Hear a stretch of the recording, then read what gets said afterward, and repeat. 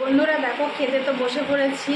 এই যে দুধ কচু দিয়ে, মানে অনেকে দুধ কচু বলে, অনেকে দুধমান বলে। তো আমি তো বসে পড়েছি, তো চলো খেয়ে দেখাই তোমাদের। যেহেতু আমার একটা পছন্দর খাবার এটা, এই কারণে আমার বেশি ভালো লাগছে। আর তার সাথে তো আছে ইলিশ মাছের মাথা।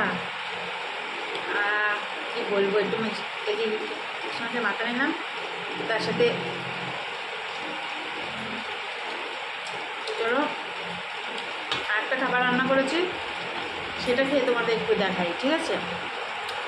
অসাধারণ অসাধারণ। তো দেখো বন্ধুরা, এই যে 2 পিস মাছ নিয়ে নিয়েছি, একটা মাছ আর একটা মাথা। চলো একটু খেয়ে তোমাদের সঙ্গে দেখাই।